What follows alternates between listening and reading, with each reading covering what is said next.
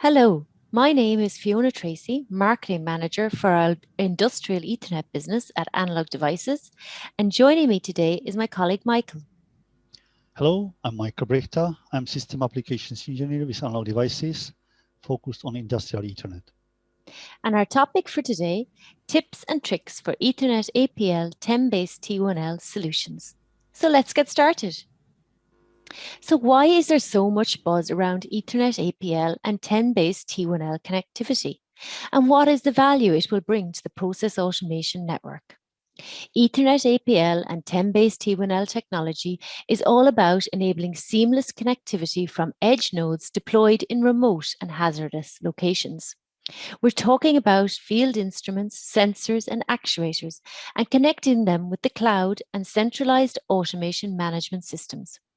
While legacy communication systems like 4 to 20 milliamps have enabled limited measurement data to be transmitted, Ethernet APL opens the possibilities to seamless connectivity, direct IP addressability, and real-time configurability. Couple this with increased bandwidth, and you now can capture new insights from field devices, including information on asset health and utilization. Plus, you can capture actionable auxiliary measurement variables, combinational process variables, and secondary parameters, if available. 10-base T1L technology also enables increased power delivery to field devices, which means increased functionality can now be incorporated per device, increasing overall system flexibility, which will help increase productivity in our factories. And all of this is in support of greener manufacturing. ADI was very active in defining the IEEE 802.3 specification for 10-base T1L and was part of the original call for interest. The development of this new physical layer has created huge interest and alignment across key industrial players globally. We in ADI are actively working with all the leading automation players and the Ethernet APL group, helping them to design and develop their next generation technology supporting Ethernet APL. Seamless edge to cloud connectivity.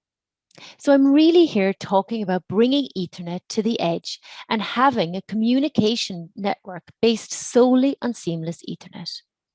That is the replacement of legacy communications that has created data isolation within the network and pockets of information we cannot access or utilize today.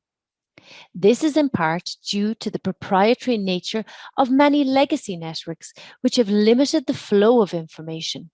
They have necessitated the need for gateways to translate between various communication methods within our process facilities.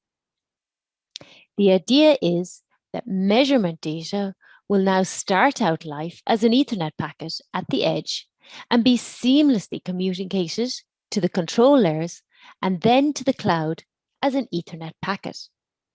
There is no longer a need for translation layers. It will enable direct access not only to measurement values, but to all device parameters. All of this new information can be now seamlessly communicated across a converged Ethernet network. By solving the challenges of existing implementations for both brownfield upgrades and new greenfield installations, 10-base T1L will change the process automation world by enabling higher bandwidth, seamless Ethernet connectivity to the field. And so, 10-base T1L technology has become a reality. It is the new Ethernet physical layer standard under the IEEE 802.3 CG specification, which enables both power and data to be provided to the sensor or actuator over 1 kilometer of single twisted pair cables. 10-base T1L is a single pair media. So let's look at some of its features and benefits. Firstly, power and data over the cable. So we all know field sensors require power, and the ability to deliver power over the cable is critical for remote locations. Power over single twisted pair means we don't need to deliver separate power lines to each individual sensor, but rather data and power are transmitted together within a single copper pair. 10-base T1L also enables increased levels of power to be supplied over the cable versus legacy technologies. Secondly, we have bandwidth.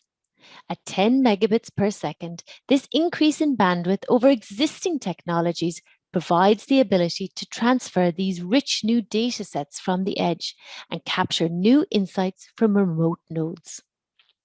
Thirdly, we have single twisted pair cables. These cables have the advantage of being lower cost, smaller size, and lighter than standard Cat-X cables. They are also often easier to install, simplifying commissioning. 10-base T1L technology would provide the opportunity to reuse some of the existing single twisted pair cabling, which is significant when we consider retrofitting projects. And finally, and perhaps most importantly, we have distance. The distance between field level devices or switches in process automation is often extensive. The ability to now provide an Ethernet connection over 1 kilometer is transformative. So over to you, Michael. Okay, thank you, Fiona. So let's have a look at the Ethernet physical layers. We all know the Ethernet from the server rooms and from connection to our laptops and offices.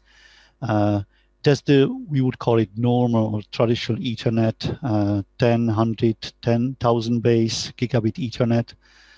So we all know that Ethernet, and it's characterized by its now very famous RJ45 connector, and it connects through a cable with 8 wires, 4 pairs of conductor. The 10-base T1L is different in the number of wires. It's only 2 wires, single pair Ethernet, plus shield on some or many cables. It can reach much farther distances. The normal Ethernet goes 100 meters. Gigabit Ethernet can reach 100 meters. This one can go 1 kilometer per the standard, and in practice can go much longer distances. For the long cables and low power, because this Ethernet 10-base T1 is really low power, we pay the price for getting back to 10 megabit in terms of the speed. The 2 wires brings the advantage of being able to use only 2-pin connector. And the low power and the whole design and the whole specification through the IEEE was based on the requirement to go to explosive environments. So the Ethernet, the 10-base T1L, can go to dangerous explosive environments, including the power over data line to the explosive environments. So in context of this trade show, Akama, we all know how does look like the process automation typical installation today, based on 4 to 20 milliamp or 4 to 20 milliamp and hard, sometimes field buses. So we all know the challenges of the existing installation, going from sensors through field junction boxes, intrinsic safe barriers, marshalling cabinets, and hundreds and sometimes thousands of sensors connected through hundreds and sometimes thousands of wires, each sensor connected one-to-one to the process controller or distributed control system. And if the distributed control system doesn't allow for anything else than 4 to 20 milliamps, then it can be complemented by the hard multiplexer, hard gateway. So while the connection is very simple point to point, with the scale of the installation, this becomes very quickly complex and not easy to manage. Also limited is the bandwidth of communication between the individual sensors and the control system. The power at the edge node is limited, specifically at 4 to 20 milliamps, very limited. And as I said, the complex cabling and complex gateway, if we want to translate any data from the sensor up to the IT level or up to the cloud, it's very, very challenging. The 10BASE-T1L Ethernet brings the advantage of getting Ethernet to the places where it couldn't have been brought before. Couldn't have been brought before because the standard Ethernet, as we discussed, is limited in distance.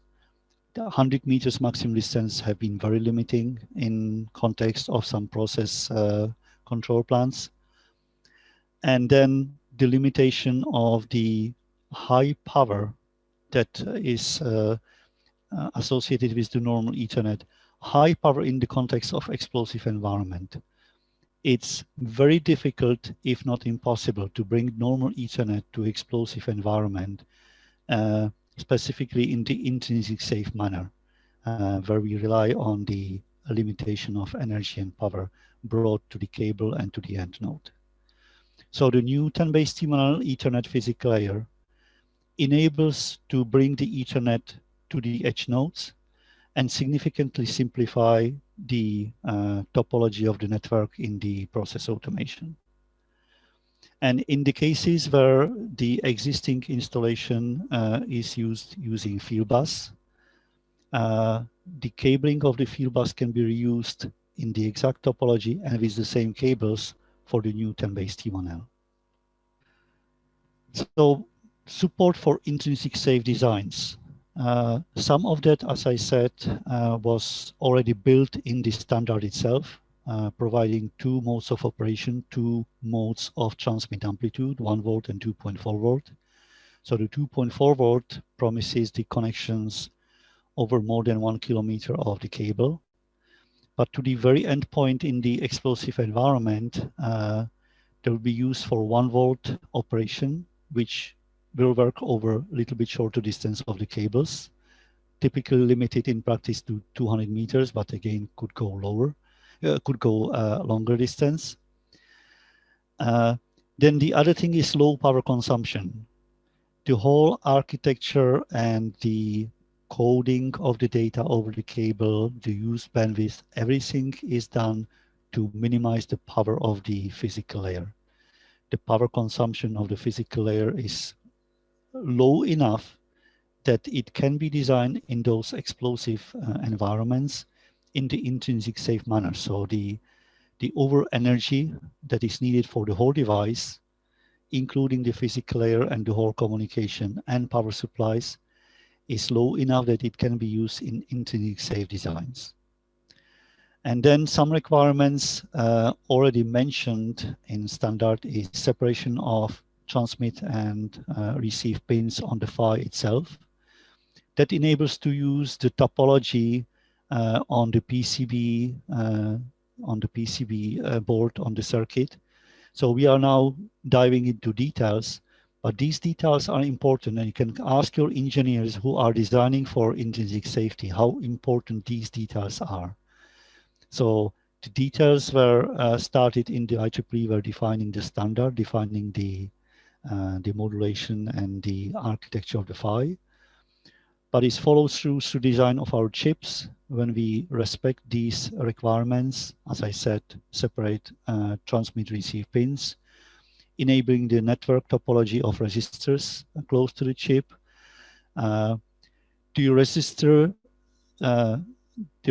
connections and the values support the intrinsic safe possibility of the intrinsic safe design.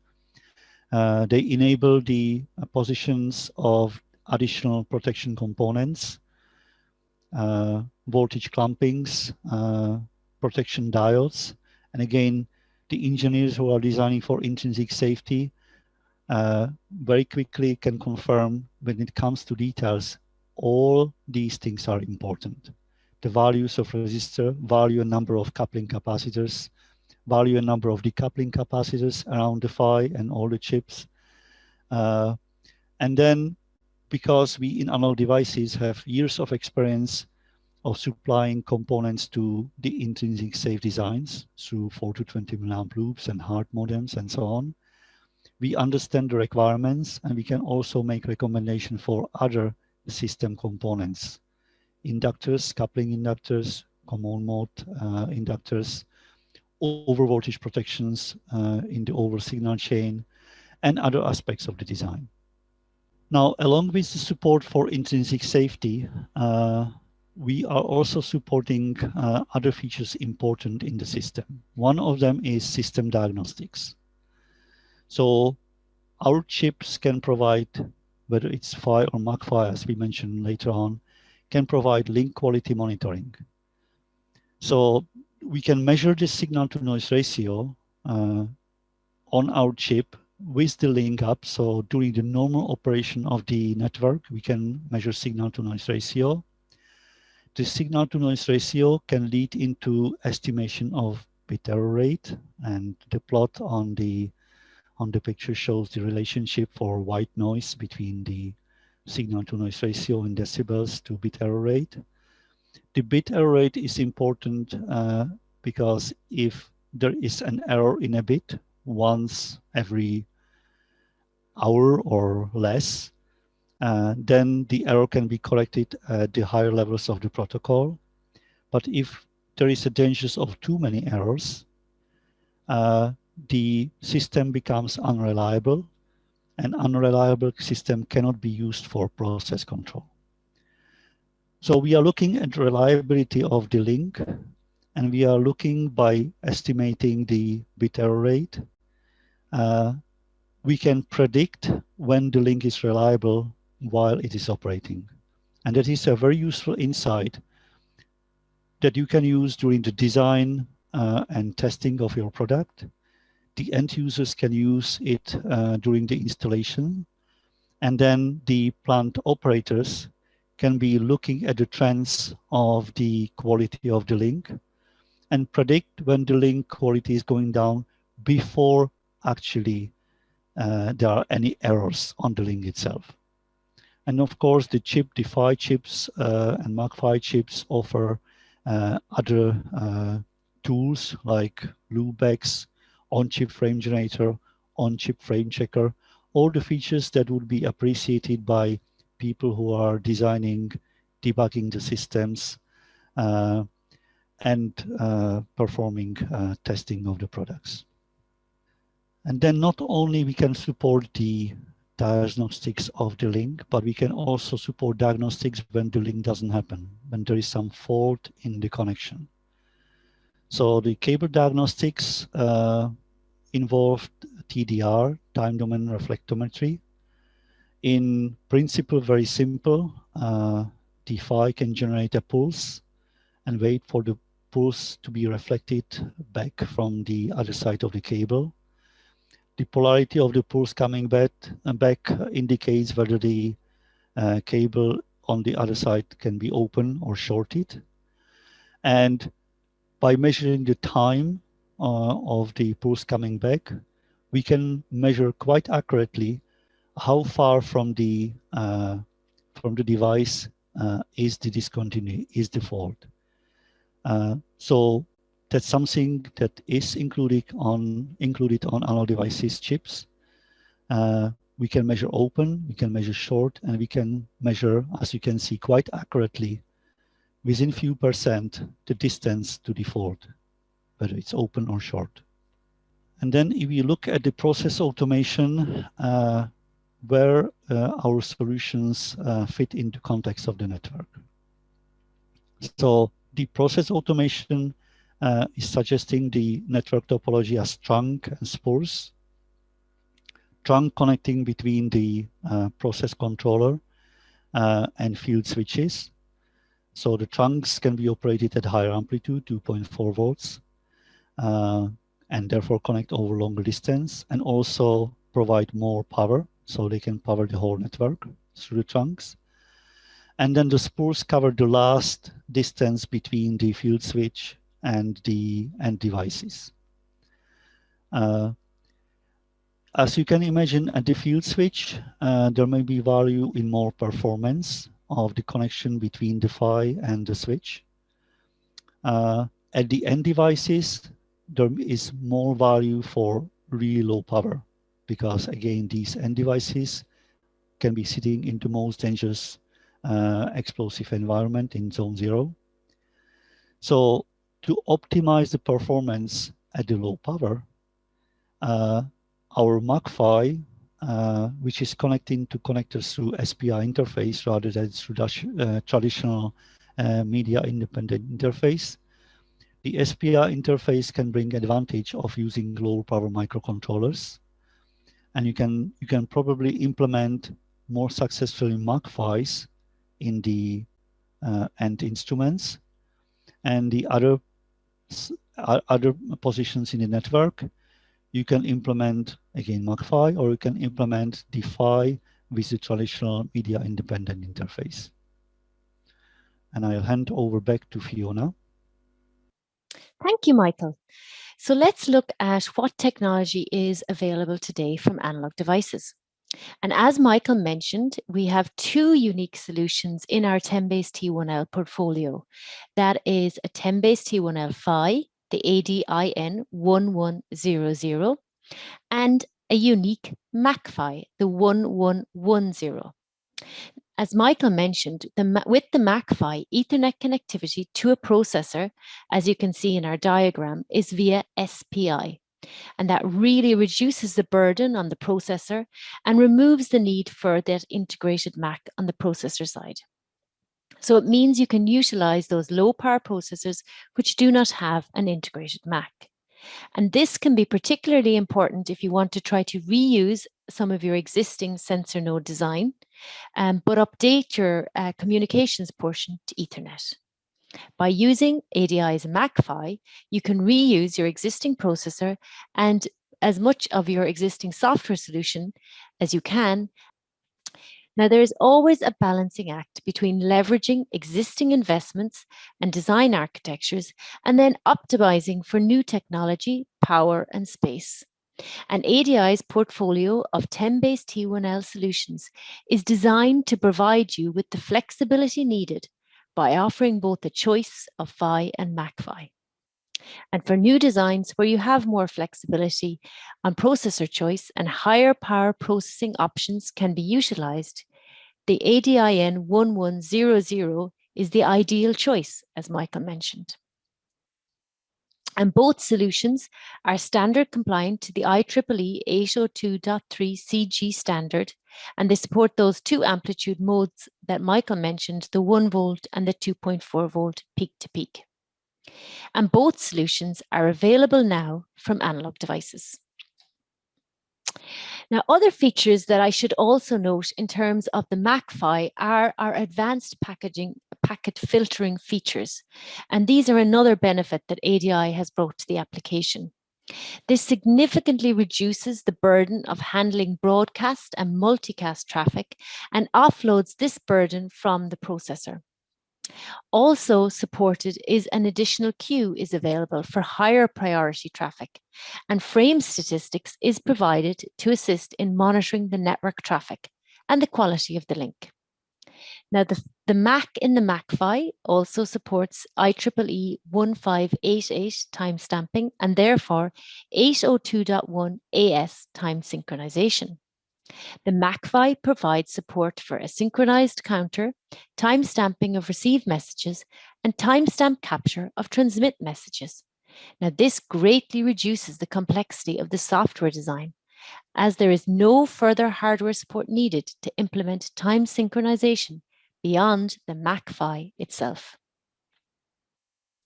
So as I mentioned, ADI has brought to the market the industry's leading 10BASE-T1L family of solutions covering both PHY and MAC-PHY.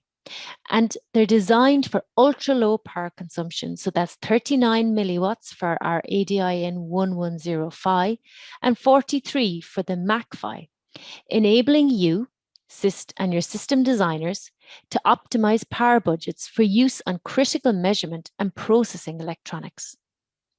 And as you can see, adding a MAC in terms of power is very small, less than 4 milliwatts. But from the system perspective, you can leverage a much lower power processor. So at a system level, you have much lower power system design. So you're maximizing your system partitioning to minimize your system power budget. Both products are available now, and they are fully tested and proven for auto-negotiation mode of operation over reach of greater than 1.7 kilometers. And of course, auto-negotiation is the preferred mode of operation as it enables fast and more robust link-up. And this is because if you misconfigure two PHYs in forced mode, the link will not come up. Auto-negotiation is the preferred mode in the application to ensure robust communication is established quickly. Now, the IEEE standard specifies, as Michael mentioned, 1 kilometre. And given you cannot guarantee your link partner in most of the process control applications, you will need to design your system for 1 kilometre. But we, of course, in ADI have tested our solution beyond this to provide you with additional confidence. And we are testing our solution over a host of different types of cables and in noisy environments. Okay, so if you want to get started and your team want to get started designing a field instrument, a field switch, a sensor or actuator node with 10BASE-T1L connectivity, then ADI has the samples, evaluation platforms, and media converter boards available now to get you started. Check out analog.com/ADIN1100 or ADIN1110. Now, I should also point out that our 10BASE-T1L solutions have been extensively tested and verified for EMI and EMC robustness, making them ideally suited to operation within harsh industrial noisy environments. So please consult the datasheet for the latest up-to-date information. Now, both our PHY and MAC-PHY are available now from ADI and our distribution partners, and they are designed for ultra-low power consumption, robustness, and extensively tested to ensure performance in the harshest industrial environments where they will be deployed. So at the start of this session, I mentioned the collaboration across the industry centered on bringing Ethernet APL and 10BASE-T1L technology to market. You will see at this Akama trade show all the leading process automation players exhibiting their first Ethernet APL products. Here are just some examples from ABB, Siemens, Pepper & Fuchs, but there are also more using ADI's 10BASE-T1L technology. So check them out on the Akama Pulse site. And finally, if you want to learn more about this topic and hear from ADI's customers actively designing our technology, both the ADIN 1100 PHY and the ADIN 1110 MAC PHY, please join our customer roundtable discussion tomorrow at 4:30 p.m. on Channel 1. Now, the connected future of process automation with Ethernet APL. Now, this talk will feature Pepperl & Fuchs' Michael Kessler, ABB's Thilo Merlin, and Samsung's Guido Koenig. Also, ADI will be chatting with Stefan Luder from Siemens on PHY readiness at 3:45 p.m. tomorrow on Channel 7, while our colleague Thilo from ABB will talk at the same time on Channel 4. And next up at 1:30 p.m. today on Channel 3, we have our colleagues from Pepperl & Fuchs and E&H provide an introduction to Ethernet APL business outcomes. So please join them to learn more. So thank you very much for joining Michael and I for this workshop. We hope you enjoyed it and learned something along the way. To conclude, I would like to highlight ADI's portfolio of industry-leading industrial Ethernet solutions, the ADI Cronus portfolio. And you can learn all about our other physical layer solutions, our switches, and our platform solutions that come with full multi-protocol software support on analog.com/Cronus. Please connect with me and Michael on LinkedIn for the latest news and information. Thank you.